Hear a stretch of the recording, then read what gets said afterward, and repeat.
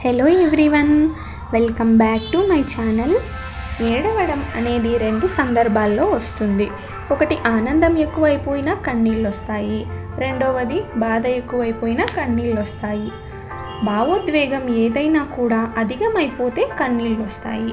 కాకపోతే మనిషికి ఆనందాన్ని అనుభవించే అంత తీవ్రంగా బాధను అనుభవించడం రాదు.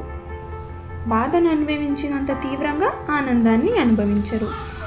బాధ ఒకసారి వస్తే 100 సార్లు గుర్తు చేసుకుంటాము, కానీ అప్పుడే అంత సుఖం వచ్చిందని 100 సార్లు గుర్తు చేసుకోగలమా? గుర్తు చేసుకోలేము. కనుక ఆనందాన్ని అధికమైపోయినా బాధ అధికమైపోయినా కన్నీళ్లు రావడం అనేది సహజమే.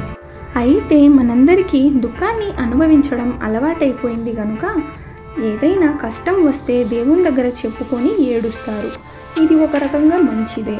కారణం ఏమిటంటే, నాకు ఏదైనా ఒక కష్టం వస్తే నీతో చెప్పుకొని ఏడ్చాను అనుకోండి, ఆ కష్టం పోదు కదా.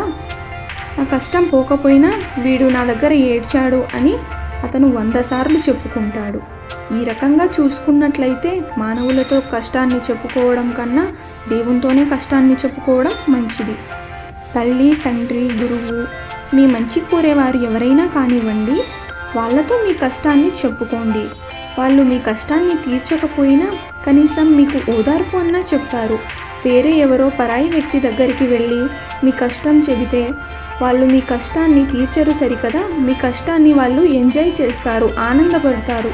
వీనికి బాగైంది, అప్పుడు వీడు అలా చేశాడు కాబట్టి వీనికి ఇప్పుడు ఇలా జరుగుతుందని నలుగురితోనూ చెబుతాడు.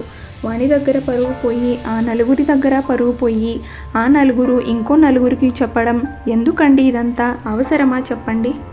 మన కష్టం అనేది తీర్చకపోయినా పర్వాలేదు, ఇతరులకు చెప్పుకోకుండా ఉంటే చాలు. అందుబాటులో తల్లి, తండ్రి లేరు, కష్టం ఎవరికి చెప్పుకోవాలి?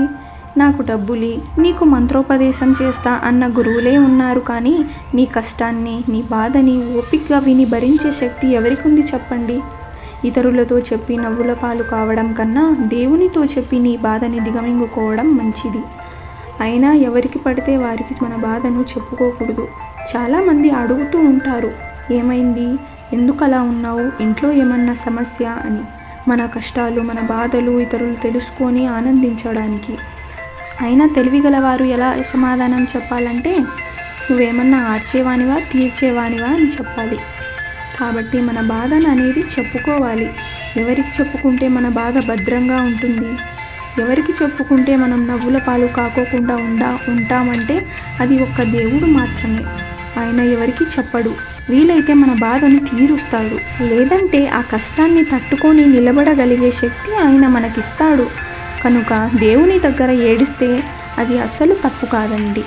సో చూశారు కదా, ఇలాంటి మరెన్నో వీడియోల కోసం ముందుగా ఈ వీడియోకి లైక్ చేసి వెళ్ళండి.